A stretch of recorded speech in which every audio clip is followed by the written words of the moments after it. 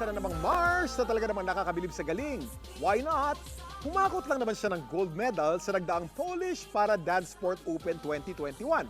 Siya si Mars Edeline De Assis na nanalo ng 4 gold medals sa singles category at 1 gold naman for duo, outperforming world champion level competitions. Kakaiba talaga ang galing ng ating Mars of the Hour, Mars Edeline De Assis. Hello, Mars Edeline! Magandang umaga po. Edeline, marami talagang napabilib o nabilib sa'yo dito sa pagkapanalo mo, no?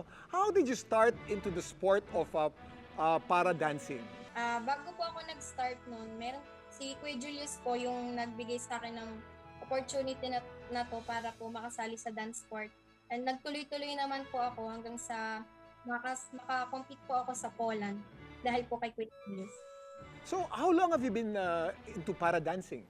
5 months po, 5 months na po siguro. Bago lang din po ako. Hindi ka ba na-discourage dahil nga paraplegic ka o nahirapan ka na sa wheelchair ka, but you still got into dancing? Ano ang inspirasyon mo para magpatuloy at para gumaling? Inspiration ko po, unang-una po si God kasi binigyan niya ako ng pangalawang pagkakataon para mabuhay din po. And sa family ko po na tinulungan po ako. Then sa mga teammates ko po, friends, Pilipinas po, para sa Pilipinas po itong ginagawa.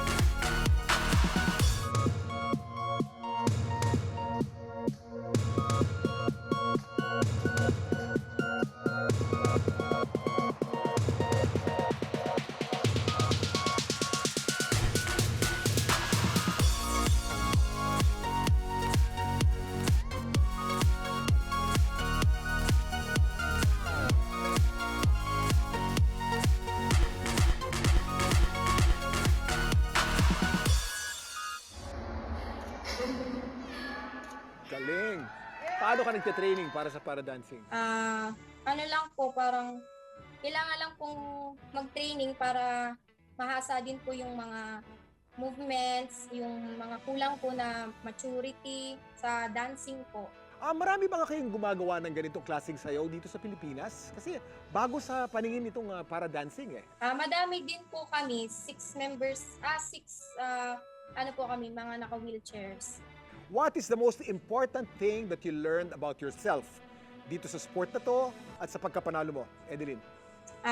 Natutunan ko po na pressure po, may dahilan din po talaga lahat ng nangyayari sa buhay ko po.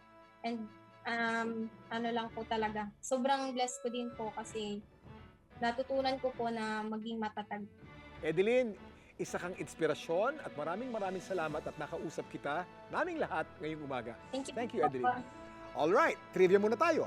Alam niyo ba mga Mars na itong para dance sport ay unang pinractice sa Sweden noong 1968 as a recreational activity for para dancers. Di nagtagal, sumikat ito at eventually umabot na sa mahigit 25 countries around the world na gumagawa nito.